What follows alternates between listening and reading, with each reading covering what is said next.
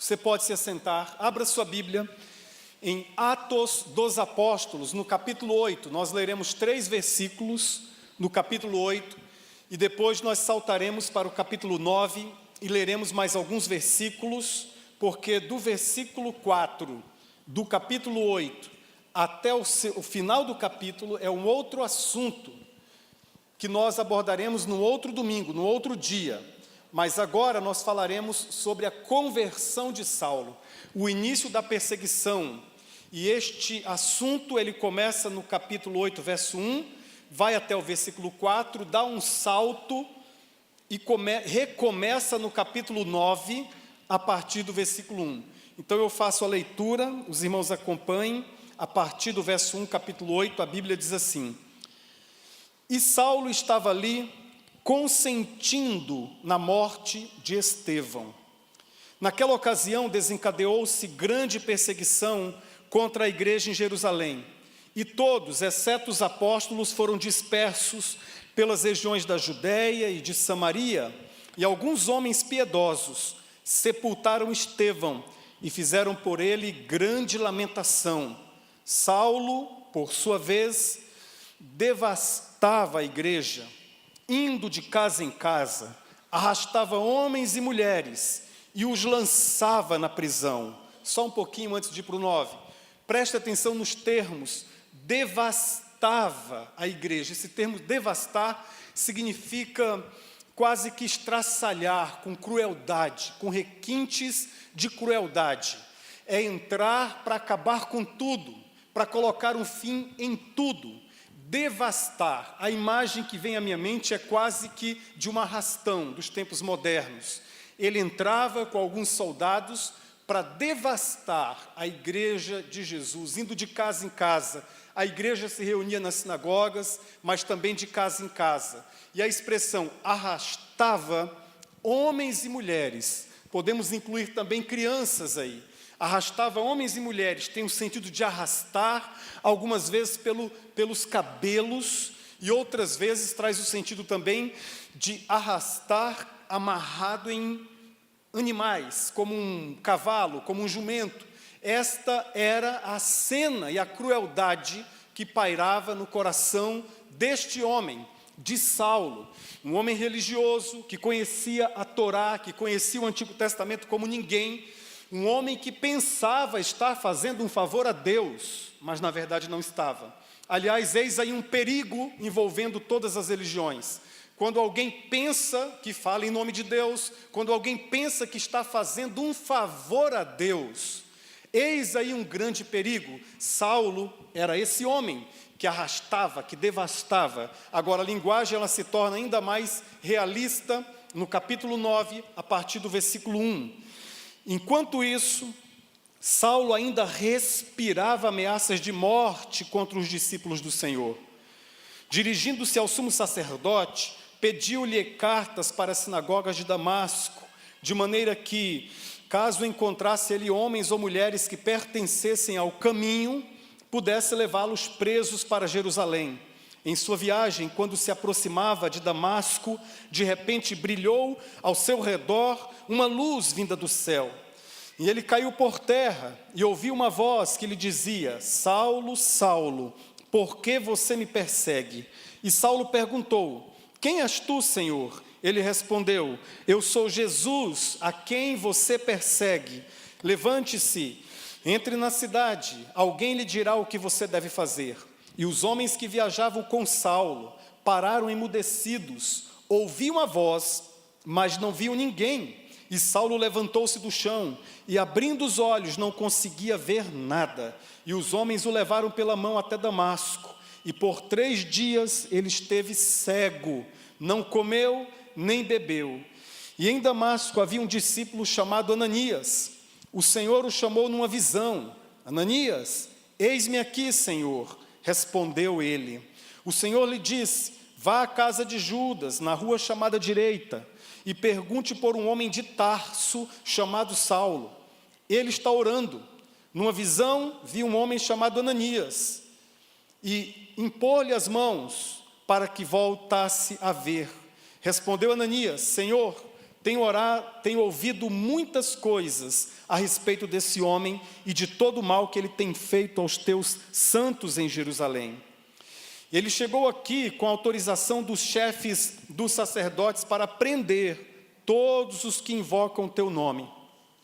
Mas o Senhor disse a Ananias: vá, esse homem é meu instrumento, escolhido para levar o meu nome perante os gentios e os seus reis, e perante o povo de Israel. Eu mostrarei a ele o quanto deve sofrer pelo meu nome. E então Ananias entrou na casa, pôs as mãos sobre Saulo e disse: irmão Saulo, o Senhor Jesus, que lhe apareceu no caminho por onde você vinha, enviou-me para que você volte a ver e seja cheio do Espírito Santo. E imediatamente algo como escamas caiu dos olhos de Saulo, e ele passou a ver novamente. Levantando-se, foi batizado, e depois de comer, recuperou as forças. Saulo passou vários dias com os discípulos em Damasco. Logo começou a pregar nas sinagogas que Jesus é o Filho de Deus. Até aqui. A série Sem Paredes hoje vai abordar o tema sem escamas. Exatamente isso, porque na ocasião da conversão de Saulo, o texto nos diz que algo como que escamas caíram de seus olhos. Vamos nos lembrar esse versículo? Leia comigo esse trecho das Escrituras, vamos ler juntos? Imediatamente, algo como escamas caiu dos olhos de Saulo, e ele passou a ver novamente. Levantando-se, foi batizado. Essa passagem do livro de Atos, capítulo 8, de 1 a 3, e capítulo 9, de 1 a 20, ela nos dá um conceito teológico de conversão, baseado em duas premissas. A primeira delas, conversão é cair. Conversão é cair. Só se converte alguém que caiu. Pode ser cair em si, como no caso de o filho pródigo, que em Lucas, a parábola que Jesus nos conta em Lucas capítulo 15, depois de ter abandonado seu pai, de ter gastado toda a herança no mundo, depois de ter se encontrado paupérrimo, de ter gastado tudo, diz a Bíblia que ele cai em si. Ali a conversão é um ponto de conversão, ele caiu em si. Pode ser cair do cavalo também. Nós não sabemos se Paulo caiu do cavalo, não há nenhum indicativo bíblico, mas os comentaristas bíblicos, eles se dividem. Alguns acham que não, ele caiu, não estava a cavalo coisa nenhuma. Outros dizem, e eu gosto de pensar nesses outros que afirmam isso, que Paulo, por ser o maioral entre os judeus e por ter muita importância e por estar cumprindo aqui um desiderato do Sinédrio, uma vontade do Sinédrio.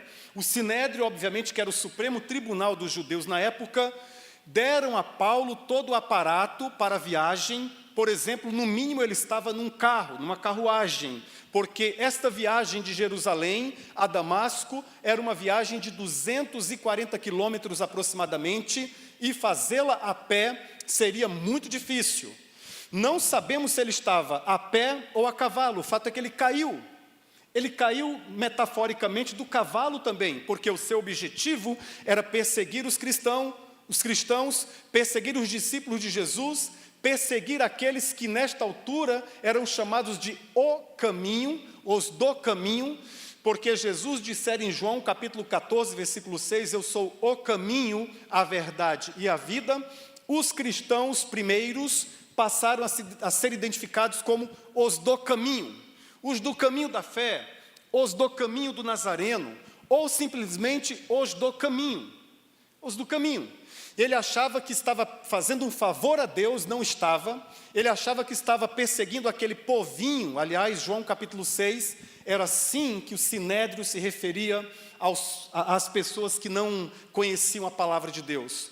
Eles chamavam, está lá registrado na Bíblia, chamavam de ralé. Esta ralé que nada compreende, este povinho. E Paulo pensava que estava perseguindo um povinho, não estava, caiu do cavalo. Conversão é cair, mas o texto diz literalmente que ele caiu por terra.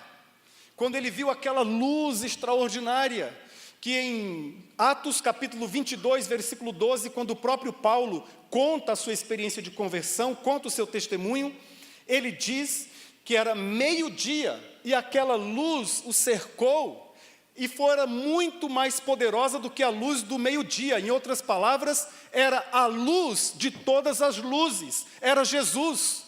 Uma luz poderosa, uma luz que tornara todas as outras luzes diminutas, pequeninas, especialmente a luz do meio-dia. Era assim, ele caiu por terra, caiu com a cara no chão, e quando ele se ergue cego. Conversão é cair. Ninguém se converte se não cair do seu status, da sua posição. Muitas vezes uma posição de orgulho, uma posição que não permite que nada penetre, que nenhum conselho penetre na alma. Ninguém se converte sem antes cair, sem antes ser quebrantado, sem antes chorar na presença de Deus. Este é um símbolo muito extraordinário da conversão, mas há um outro. Conversão não é apenas cair. Conversão aqui, nesse trecho de Atos que nós lemos, significa também abrir os olhos. Porque quando ele cai cego, mas os seus olhos se abriram para a vida espiritual. Ele só enxergava a vida religiosa. Ele só enxergava o legalismo, ele só enxergava aquilo que tinha a ver com o seu quadrante religioso. Mas quando ele cai diante de Jesus, os seus olhos se abrem. E aqui no trecho que nós lemos, algo como que escamas caíram dos seus olhos. E depois, quando o próprio Paulo vai escrever sobre esta realidade, na segunda carta aos Coríntios, depois você pode ler no capítulo 3, de 14 a 16, ele se refere à conversão exatamente como um abrir de olhos. Se não, veja, diz assim: na verdade, as mentes deles, se referindo aos judeus da sua época, as mentes deles se fecharam, pois até hoje o mesmo véu permanece quando é lida a antiga aliança. Não foi retirado, porque é somente em Cristo Jesus que o véu é removido. De fato, até o dia de hoje, quando Moisés é lido, um véu cobre a sua mente, os seus corações. Mas quando alguém se converte ao Senhor, o véu é retirado e ele começa a enxergar. Antes, a Bíblia é mais um livro, antes a Bíblia não é compreensiva, antes a leitura da Bíblia é maçante, é chata, mas quando ele se converte de verdade, um véu é tirado do coração, um véu é tirado da alma, e ele começa a entender, as palavras começam a fazer sentido, ele entende essa Bíblia como palavra de Deus, como na verdade ela é. Bendito seja o nome do Senhor.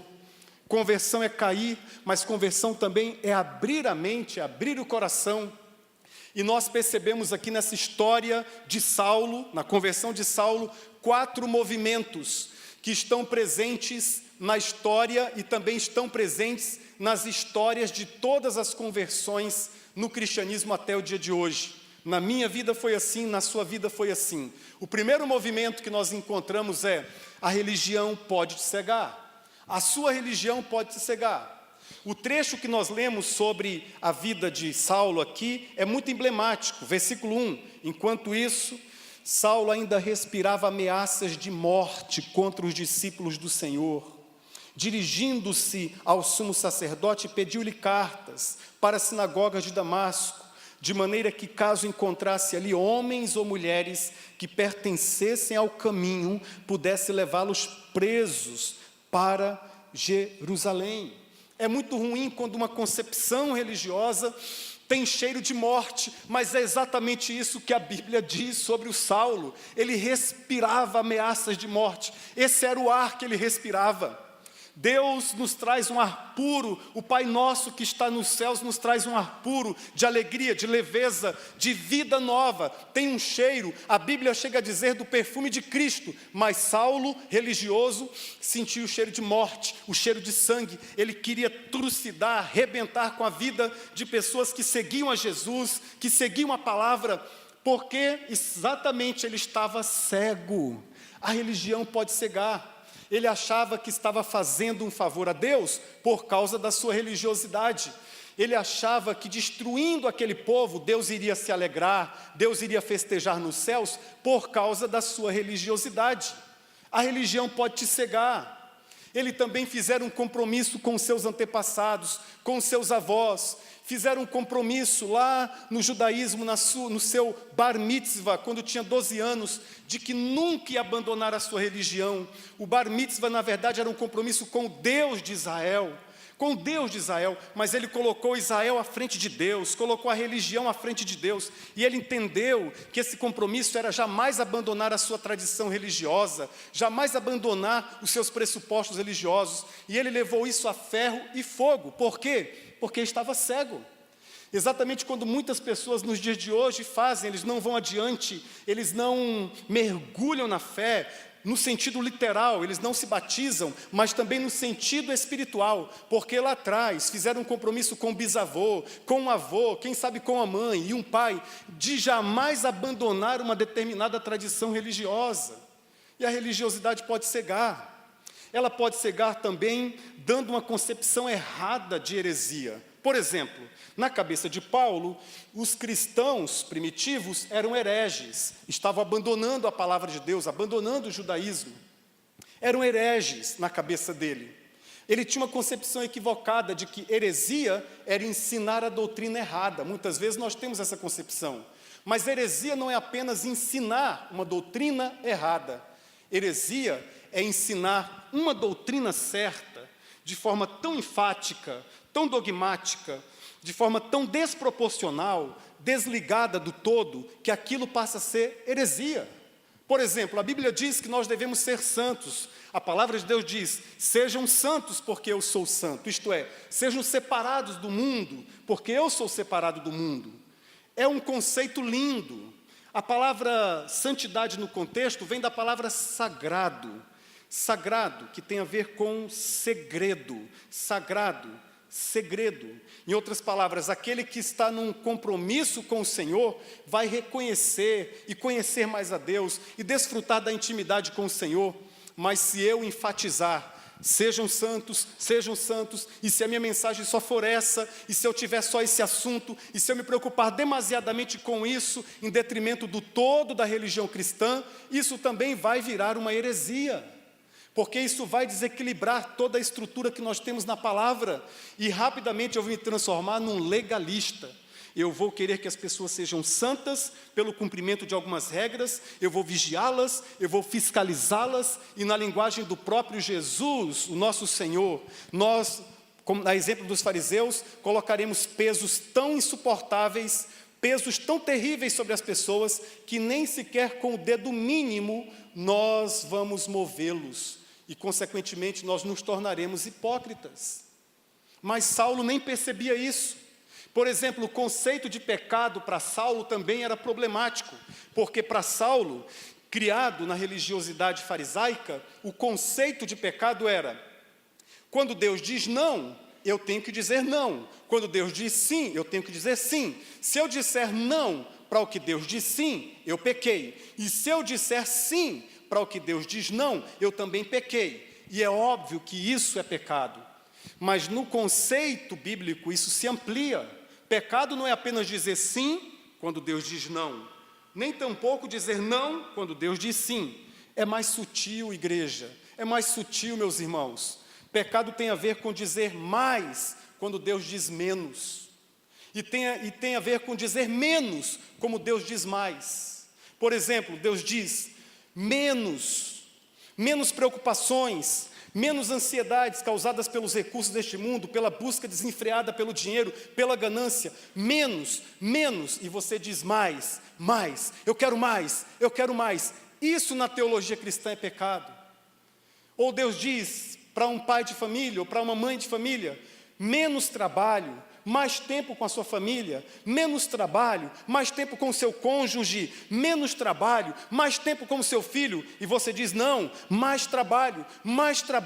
Dizer mais para o que Deus diz menos é pecado, dizer menos para o que Deus diz mais é pecado. Deus diz para você: mais da minha presença, mais oração, mais Bíblia, e você diz não, menos, eu não tenho tempo. Isso é pecado também, e Saulo não identificava isso. Porque a religião pode cegar. A religião pode nos cegar, esse é o fato da palavra de Deus. Mas além disso, há um outro movimento, que Jesus, pela sua graça e misericórdia, confronta a nossa cegueira, como confrontou a cegueira do Saulo. Versículo 3, em sua viagem, quando se aproximava de Damasco, de repente brilhou ao seu redor uma luz vinda do céu. Ele caiu por terra e ouviu uma voz que lhe dizia: Saulo, Saulo, por que você me persegue? Saulo perguntou: quem és tu, Senhor? Ele respondeu: eu sou Jesus, a quem você persegue. Ele foi confrontado pelo Senhor Jesus. Ele pensava estar servindo a Deus, não estava coisa nenhuma, estava servindo ao seu próprio coração. Ele pensava estar certo honestamente, não estava. Ele estava honestamente equivocado. Ele pensava estar perseguindo uma seita, um grupinho, um povinho, não estava. Estava perseguindo o próprio Jesus, porque de um modo misterioso, que nós não compreendemos bem, quem persegue aos discípulos de Jesus, persegue ao próprio Jesus, foi isso que ele entendeu. Quem és tu, Senhor? Ele pensava que estava perseguindo um povinho, mas Jesus se apresenta e diz: Saulo, Saulo, a quem tu persegues? Por que me persegues, melhor dizendo? Isso teve que mudar, Jesus confrontou. Olha, há muitas críticas sobre a igreja nos dias de hoje. E algumas delas, eu mesmo gostaria de fazê-las, algumas críticas brilhantes. Nós passamos por um tempo em que a igreja está rasa, superficial, em que a igreja tem pouco conteúdo da palavra, pouca oração, e eu gostaria mesmo até de fazer algumas críticas, mas sabe o que eu aprendo com esse texto? Eu tenho que fazer isso no temor e tremor de Cristo, porque não importa se a igreja, segundo a carta de Paulo aos Romanos, capítulo 14, se ela está em pé ou se caiu, se ela está em pé ou caiu, bendito e poderoso é o Senhor para reerguê-la, porque essa igreja, por mais complicada que esteja nos dias de hoje, ela ainda continua sendo povo de Jesus, e quem persegue a igreja, persegue a Jesus. E ele confronta isso no coração de Saulo. E nós temos aqui um desenho da conversão, mais um desenho da conversão, porque quando Saulo enxerga aquela luz, que no capítulo 22, ele vai nos contar que era meio-dia, e essa luz conseguiu ofuscar o sol do meio-dia, ele enxerga sozinho. Os que estavam com ele, os seus companheiros, viram a luz, mas não ouviram, não entenderam a voz, porque conversão é pessoal, é intransferível. Deus se manifesta pessoalmente. A segunda realidade, muito interessante também, é que no cristianismo, essa luz, essa energia, ela ganha um nome e ganha uma pessoalidade. Enquanto, se você perguntar para muitas pessoas no Brasil quem é Deus, alguns vão ter os mais variados conceitos. Alguns vão dizer que Deus é o supremo arquiteto do universo, outros vão dizer que Deus é uma luz, outros vão dizer que Deus é uma energia poderosa no mundo, é um ser supremo. Tudo bem, mas enquanto essa luz não falar com você, enquanto você não tiver comunhão com essa luz, não é conversão. Pode ser uma expressão da sua religiosidade, da sua espiritualidade, pode até te ajudar eventualmente em alguns episódios da sua vida, mas a conversão só existe quando você enxerga a luz, mas tem consciência de que essa luz quer desenvolver um relacionamento pessoal com você. Essa luz tem nome, essa luz é Jesus, e essa luz que é Jesus confronta a nossa cegueira e nos dá orientações claras, como dera a Saulo. Olha, você vai até o final da rua, a rua direita, você vai encontrar um homem chamado, como disse para Ananias, você vai encontrar um homem chamado Saulo. Saulo estava orando, e depois, quando Ananias entra, ele dá orientações diretas. Conversão é isso. Você pode ter tido alguma experiência, mas enquanto essa luz não tem nome, e é claro que essa experiência poderosa que Saulo vivenciou, ela é muito rara. Essa experiência, exatamente assim, eu me converti aos 16 anos, eu estou hoje com 44 anos.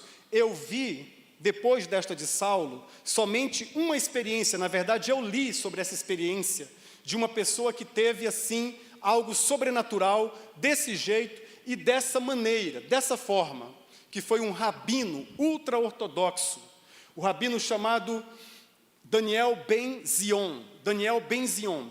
Ele estava estudando a Torá no seu quarto de estudos, estudando a Bíblia, o Antigo Testamento, e uma dúvida pairava na sua mente, no seu coração. Ele tinha dúvidas sobre o Novo Testamento. Será que o Novo Testamento é verdadeiro? Será que é uma falsidade? Será que Jesus é um falso profeta, como o meu povo diz? E ele estudava e fazia perguntas em voz alta. Numa tarde de estudos, o Daniel ben Zion conta que uma luz poderosíssima invadiu o seu quarto. E ele caiu exatamente como Saulo caíra. E aquela luz falou com ele, disse: eu sou Jesus, creia no Novo Testamento, creia nas histórias que os apóstolos contaram sobre mim, elas são verdadeiras. E ele passou a estudar a Bíblia e se converteu, e hoje ele é um judeu messiânico, isto é, um judeu que acredita que Jesus é o Messias de Israel.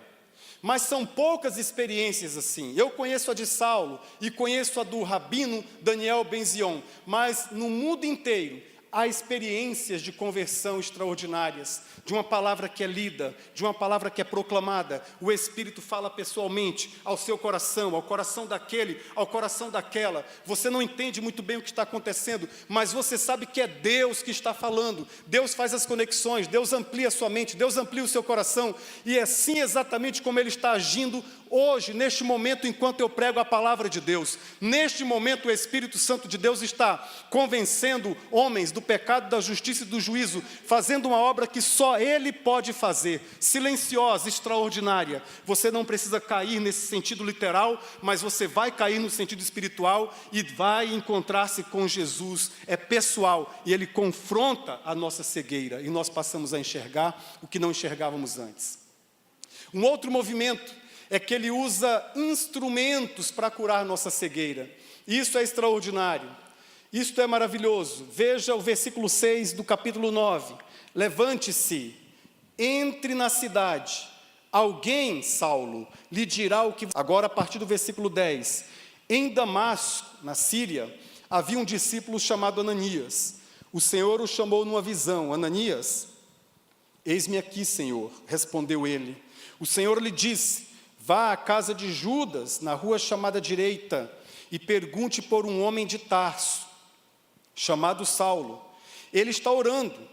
Numa visão, viu um homem chamado Ananias chegar e impor-lhes as mãos para que voltasse a ver. Respondeu Ananias: Senhor, eu tenho ouvido muita coisa a respeito desse homem e de todo o mal que ele tem feito aos teus santos de Jerusalém. Parêntese, ele estava morrendo de medo, Ananias. Às vezes a igreja também tem esse medo, é natural. Como assim evangelizar esse povo? Como assim evangelizar no presídio? Como assim evangelizar nas sarjetas? Ananias estava com esse medo. Senhor, eu tenho ouvido muita coisa a respeito desse homem. O que ele ouviu? O que está no capítulo 8, versos de 1 a 3, que Paulo arrasava as igrejas, que o Saulo, melhor dizendo, arrastava homens e mulheres pelos cabelos, que Saulo unia alguns a animais ferozes, e eles eram arrastados nas vielas, nas ruas daquelas vilas. Ele ouviu tudo isso estava no coração de Ananias, e como ele é um instrumento humano, ele sentiu muito medo, e ele questiona com o Senhor: Senhor, eu tenho ouvido muita coisa a respeito desse homem, de todo o mal que ele tem feito aos teus santos em Jerusalém. E ele conta detalhes para Deus, como se Deus precisasse que nós contássemos detalhes, mas ele conta, olha o que ele diz: ele chegou aqui, Senhor, com autorização dos chefes dos sacerdotes, para prender todos os que invocam o teu nome, Jesus. Mas o Senhor disse a Ananias: vá, este homem do qual você ouviu tantas coisas, este homem terrível, este homem que é um perseguidor, este homem que consente na morte de inocentes, esse homem com a alma toda estraçalhada, este homem perverso, este homem cruel, este bandido, travestido com a roupa de religião, de religioso, este homem, ele é meu instrumento escolhido, bendito seja o nome do Senhor, para levar o meu nome perante os gentios e os seus reis e perante o povo de Israel. Deus não vê a nossa carcaça, Deus vê além da nossa carcaça, Ele vê o nosso coração. Num homem cruel que arrastava, que fazia coisas terríveis com os primeiros discípulos, o Senhor não viu um bandido, o Senhor viu um apóstolo, louvado seja o nome do Senhor. Quando Ele olhou para a minha vida, Ele também não viu aquele menino deprimido, com pensamentos suicidas. Ele viu um pastor, bendito seja o nome do Senhor. Quando Ele olhou para a sua vida, Ele não viu aquele homem que bebia, começava na quarta-feira, terminava no domingo. Ele viu um empresário de sucesso, viu um professor. Deus em Jesus nos enxerga além de nós mesmos. Louvado seja o nome do Senhor. O medo saiu do coração de Ananias quando o Senhor falou essas palavras aqui do verso 16. Ananias, eu mostrarei a ele o quanto deve sofrer pelo meu nome. Versículo 16. Interessante, a conversão é transformação de vida. Aquele que fizera muitas famílias sofrer, agora iria sofrer pelo nome de Jesus.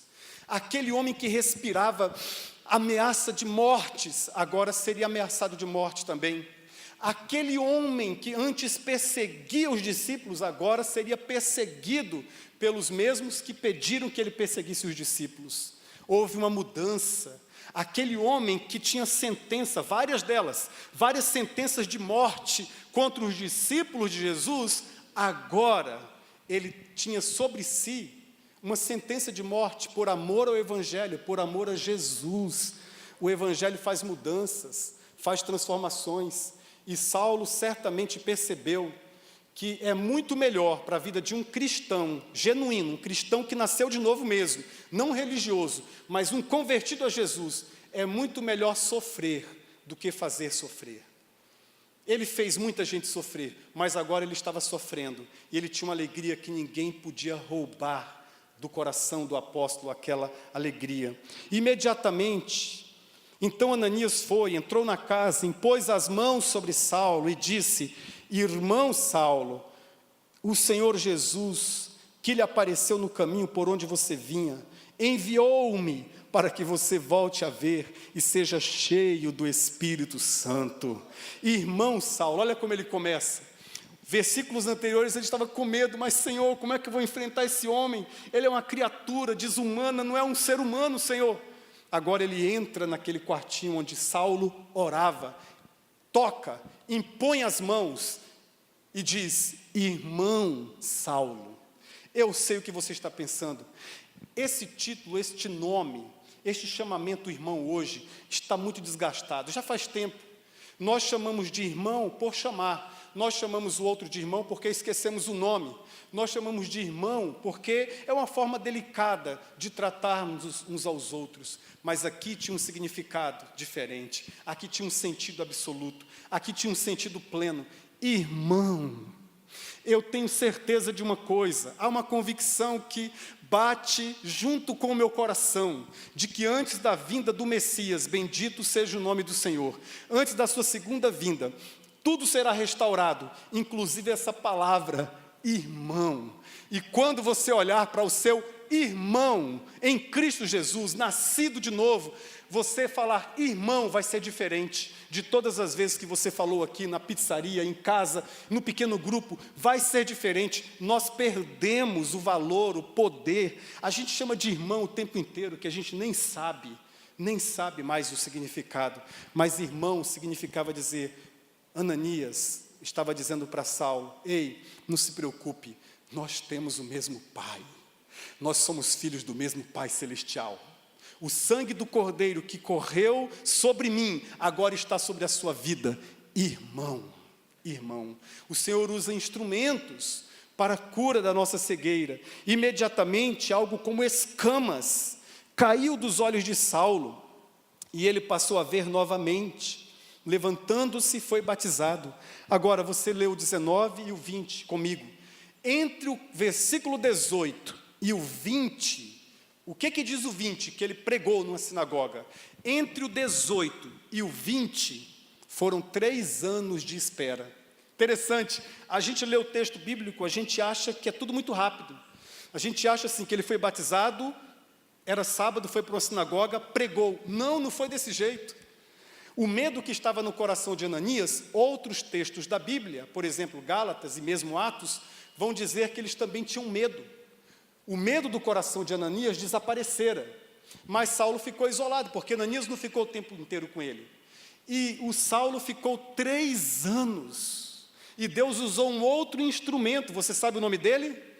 Barnabé, o filho da consolação. Ele viu Saulo isolado, ninguém acreditava nele, a igreja não acreditava nele, e nós temos dificuldades mesmo de acreditar na mudança de vidas, nas mudanças, nas transformações que Deus pode fazer na vida de uma pessoa. Às vezes nós somos céticos, nós somos incrédulos em relação a isso. Quer um exemplo? Dos editores da Bíblia. O Senhor Jesus expulsou de um homem que morava em Gadara, ele era endemoniado, ele era o gadareno. O Senhor Jesus expulsou diversos demônios e ele foi liberto. Mas até hoje os editores colocam o título assim, o endemoniado gadareno. Ele não é mais endemoniado há 2000 anos, mas a gente continua chamando o cara de endemoniado. Nós temos dificuldades de acreditar na mudança, na transformação das pessoas. E aquela igreja também enfrentou essa dificuldade. Eles não queriam Saulo por perto. Não, de jeito nenhum. E aí, meus irmãos, veja o que acontece. Ele sai de Damasco, na Síria, vai para Jerusalém, não é bem recebido em Jerusalém, na igreja de Jerusalém, e ele recebe o conselho, provavelmente de Barnabé, para ele voltar para sua terra, para sua casa. Ele volta para Tarso, e ele passa 10 anos em Tarso, estudando a Torá, estudando a Bíblia, estudando o Antigo Testamento, estudando, compreendendo o Evangelho, compreendendo, escrevendo também alguns apontamentos, especialmente estudando, até que houve um milagre na vida de Saulo. Em outras palavras, em cada texto, em cada versículo do Antigo Testamento, ele começou a enxergar Jesus. Ele começou a enxergar Jesus em Gênesis, em Levítico, em Números, em Êxodo, começou a enxergar Jesus em Deuteronômio. Em toda a Bíblia ele enxergava Jesus. Depois de 10 anos, mais 3, 13 anos, ele começa o seu ministério. Há um preparo. Você que está aqui nesta noite, que o Espírito Santo já falou que você vai ser um pastor, já te chamou para ser um pastor, não tenha pressa. Às vezes você quer pegar o microfone e sair pregando, e aí você encontra alguma barreira, alguma dificuldade, e você muda de igreja. E hoje há muitas igrejas, que o Senhor tenha misericórdia de mim a partir do comentário que eu vou fazer, mas tem muitas igrejas que a pessoa se converte no domingo, no outro está pregando. Não é assim que a Bíblia ensina. Não é desse modo que a Bíblia ensina. Tem de existir um preparo. Isso tem que mudar dentro, isso tem que mexer com a existência. Muitas realidades têm que ser trabalhadas, inclusive essas realidades da alma, da psique, porque imagina a mente e o coração de Saulo pensando em quantas mortes de irmãos seus ele consentiu, em quantas pessoas ele arrastou pelos cabelos, por falta de zelo, porque ele estava cego. Ele precisava articular tudo isso dentro da sua mente. Se Deus tem aqui nesta noite um chamado para ser um pastor, um missionário, eis a palavra de Deus para a sua vida. Espere com paciência pelo Senhor. Ele vai te colocar, Ele vai estabelecer o seu ministério, Ele vai cuidar do seu ministério. Não apresse, não dê um jeitinho, não tente ajudar o Senhor. O teu Deus que te chamou, Ele vai dizer o tempo e o modo, o quando e o onde e como vai ser todas as coisas, em nome de Jesus. E quando Deus usa instrumentos para curar nossa cegueira, Ele também nos usa, este é o 4º movimento, como instrumentos para curar a cegueira de outros. Agora Saulo refeito, ele muda de nome, ele não é mais Saulo, ele é Paulo. Saulo é Saul, no hebraico. Da tribo de Benjamim, Saul foi um rei poderoso. E diz a Bíblia sobre Saul que ele era o maior entre os seus irmãos. Os seus irmãos batiam nos ombros, e muitos soldados de Saul batiam em seus ombros. Ele era alto, bonito, era o Saul. Aqui nós temos o Saulo, que é Saul também, da tribo de Benjamim. Esse Saul era o maioral, talvez não em estatura, mas ele era o maioral entre os seus. Ele era fariseu de fariseus, ele estudou na melhor universidade da sua época, ele tinha muitos e muitos diplomas. Ele era o cara, ele era um rabino discípulo de Gamaliel, um dos grandes rabinos, que fora também discípulo de Hilel, um outro grande rabino. Mas quando ele se converte, Deus muda o seu nome para Paulo, que em grego significa pequeno. Conversão também é mudança de tamanho. Quem entra grandão, Deus faz pequenininho. Quem entra pequenininho, se sentindo o último da fila, se sentindo ninguém, Deus exalta, bendito seja o nome do Senhor, porque aqueles que se humilham, Deus exalta, e quem se exaltar, Deus humilha. Conversão é mudança de tamanho. Entrou grandão, vai ficar pequenininho. Entrou Saulo, sai o Paulo, para a honra e glória do Senhor. Para a honra e glória do Senhor. É mudança de tamanho. E ele se entende como um instrumento. Ele recebeu Ananias, Barnabé, que foram instrumentos para curar a sua cegueira espiritual, e agora ele vai curar a cegueira de muitas pessoas. Essa história, ele conta em vários lugares. Por exemplo, impactou tanto a sua vida, que ele compartilha isso como um testemunho em vários lugares, para judeus, para gentios, para pessoas intelectuais, para pessoas que não são intelectuais. Ele conta o seu testemunho em diversos lugares. Eu gostaria de ler todos, não temos tempo. Eu quero citar Filipenses 3,12, em que o apóstolo Paulo diz que ele foi conquistado por Jesus. Jesus conquistou o coração dele, como Jesus quer conquistar o seu coração nesta noite também. Ele comparece perante o mesmo Sinédrio no capítulo 22, e ele conta essa mesma história. Ele compartilha essa história com muita clareza, isso tocou profundamente o coração dele. Mas eu quero ler o capítulo 26 de Atos, porque no capítulo 26 de Atos, ele conta essa mesma história que Lucas registrou, com as suas próprias palavras, e há algo muito especial que ele compartilha aqui em Atos 26. Acompanhe a igreja a partir do versículo 9. O contexto é o seguinte: estava reunido o rei Agripa, Festo, era um rei gentil. Ele apelou para César, ele estava preso já como o apóstolo Paulo por causa do cristianismo, por causa do evangelho de Jesus. E a profecia de Jesus se cumpriu. Jesus disse: ele é meu instrumento, ele vai testemunhar para o povo de Israel, para os gentios, ele vai testemunhar para os reis. E aqui ele estava cumprindo a profecia de Jesus, e ele estava perante um rei, o rei Agripa. E no versículo 9 ele começa a contar o seu testemunho. Ele disse assim: eu também estava convencido de que eu deveria fazer todo o possível para me opor ao nome de Jesus, o Nazareno. E foi exatamente isso que fiz em Jerusalém. Com a autorização dos chefes dos sacerdotes, eu lancei muitos santos na prisão, e quando eles eram condenados à morte, eu dava o meu voto contra eles. Agora feche os seus olhos. Imagina que você estivesse aqui naquela reunião com o rei Agripa. Só ouça a leitura agora, imagina. Tenta se transportar para 2000 anos. E você está numa sala agora, junto com Paulo, com o rei Agripa, naquele auditório. Ouça a leitura. Muitas vezes, eu ia de uma sinagoga para outra, a fim de castigar os cristãos. E eu tentava forçá-los a blasfemar do nome de Jesus. E em minha fúria contra eles, eu cheguei a ir de cidades estrangeiras para persegui-los. Numa dessas viagens, eu estava indo para Damasco, na Síria, com autorização e permissão dos chefes dos sacerdotes. Por volta do meio-dia, ó rei Agripa, estando eu ainda a caminho, eu vi uma luz do céu, mais resplandecente que o sol, brilhando ao meu redor, e ao redor dos que iam comigo. E todos caímos por terra. Então eu ouvi uma voz que me dizia em aramaico: Saulo, Saulo, por que você está me perseguindo? Resistir ao aguilhão só lhe trará dor. Então eu perguntei: quem és tu, Senhor? Respondeu o Senhor: eu sou Jesus a quem você está perseguindo. Agora, levante-se, fique em pé. Eu lhe apareci para constituí-lo servo e testemunha do que você viu a meu respeito e do que lhe mostrarei.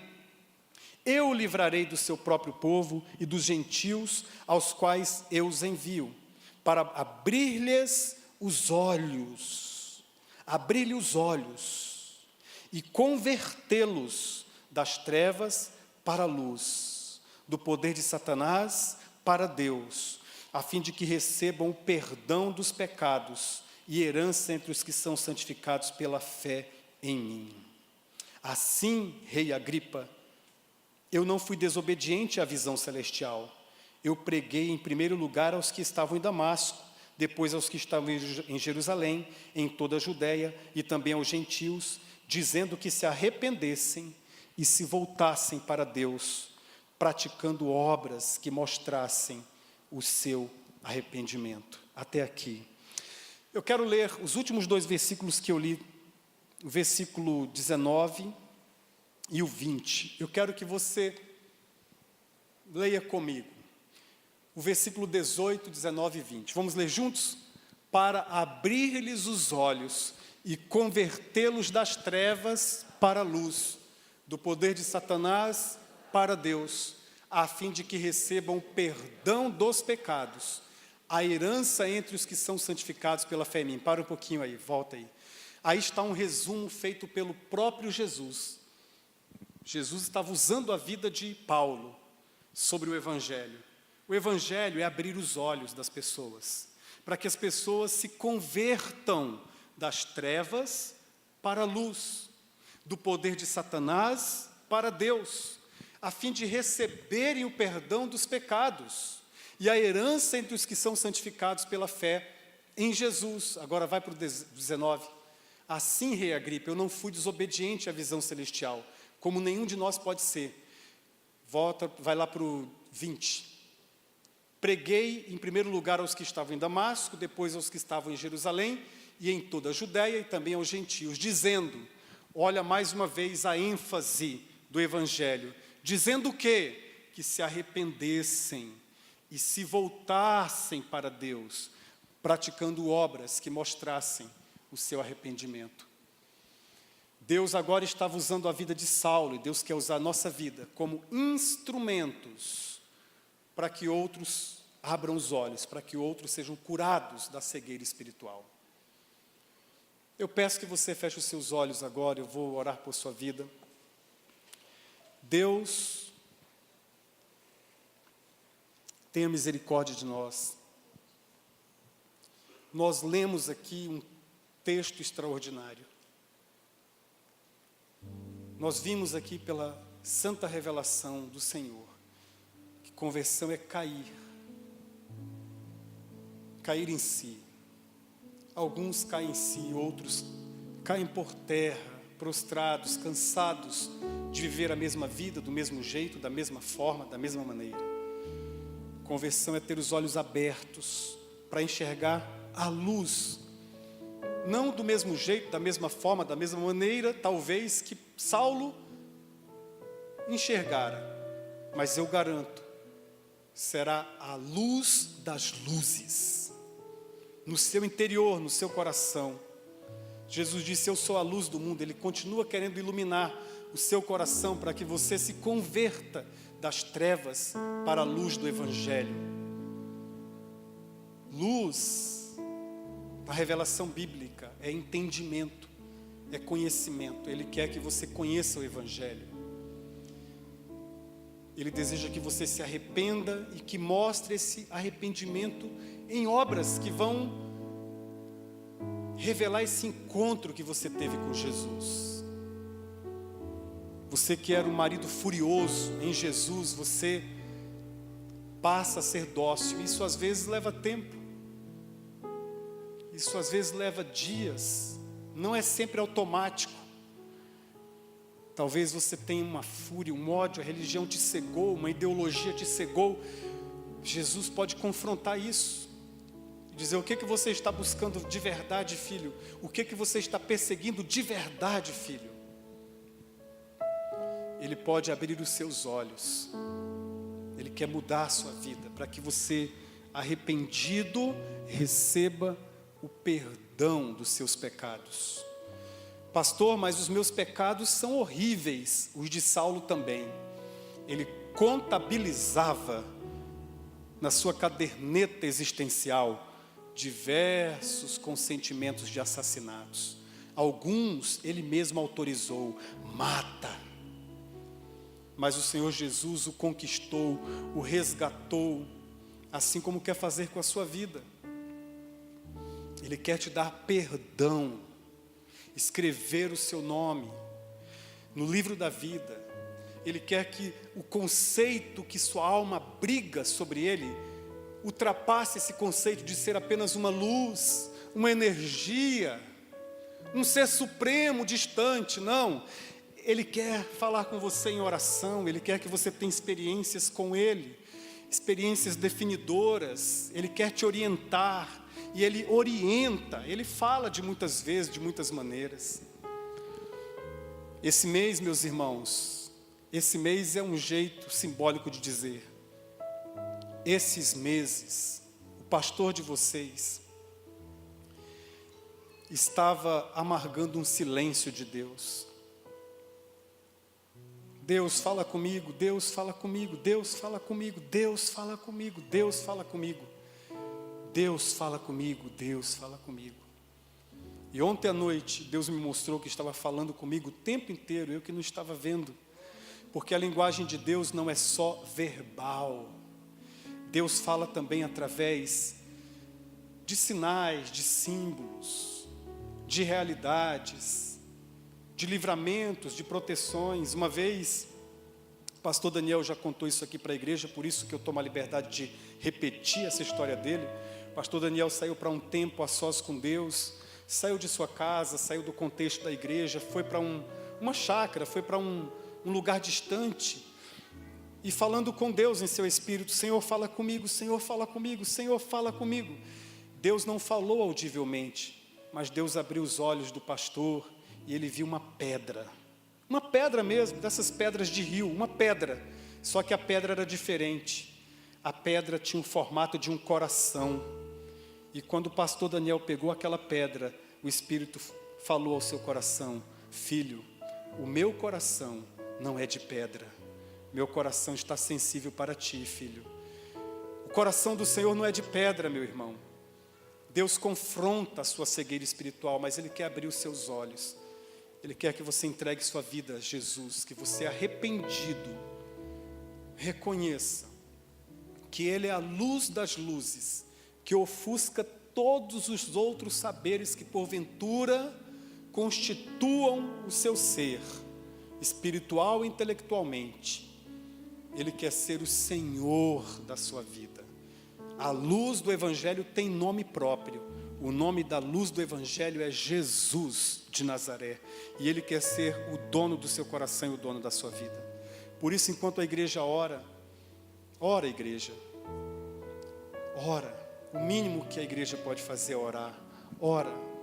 Enquanto a igreja ora, eu quero perguntar se há alguém aqui nesta noite com quem o Espírito Santo de Deus falou, dizendo: eu quero a sua vida, eu quero o seu coração, dá-me o seu coração, eu quero te batizar no Espírito, eu quero ser o Senhor da tua existência, eu quero perdoar os seus pecados, eu quero escrever o seu nome no meu livro santo, eu quero ser o teu Senhor e o teu Salvador. Se o Senhor falou, somente se Ele falou assim, algo dessa maneira com você, eu quero orar por você. Eu peço que você erga uma de suas mãos e eu quero orar por sua vida. Alguém, erga bem alto a sua mão. Deus abençoe, filho. Há mais alguém? Deus te abençoe, filhinha. Mais alguém? Pode erguer bem alto a sua mão. Na galeria nós temos alguém? Deus te abençoe ali atrás. Já vi, filha. Aqui na nave temos mais alguém? Deus te abençoe, filhinha. Erga bem alto a sua mão para eu orar por sua vida. Por que eu preciso erguer a mão? Não, você não precisa. Você pode ficar em pé também. Mas por que eu preciso ficar em pé? Não, você não precisa. Você pode vir aqui à frente, pegar o microfone e dizer: eu quero ser de Jesus. Mas por que precisa isso? Porque a Bíblia diz que a sua confissão precisa ser pública. Jesus morreu publicamente, não morreu escondido num quarto, num barracão. Ele morreu publicamente por você. E esse Jesus diz que quem se envergonhar dele perante os homens, ele também vai se envergonhar perante o Pai que está nos céus. A nossa confissão, diz João, tem que ser pública, tem que ser corajosa. Há mais alguém? Eu vou orar por estes que levantaram as mãos. Pai querido, escreva o nome destas pessoas no livro da vida. Esse testemunho público que elas deram, o reconhecimento público de que o Senhor agiu, ministrou, falou,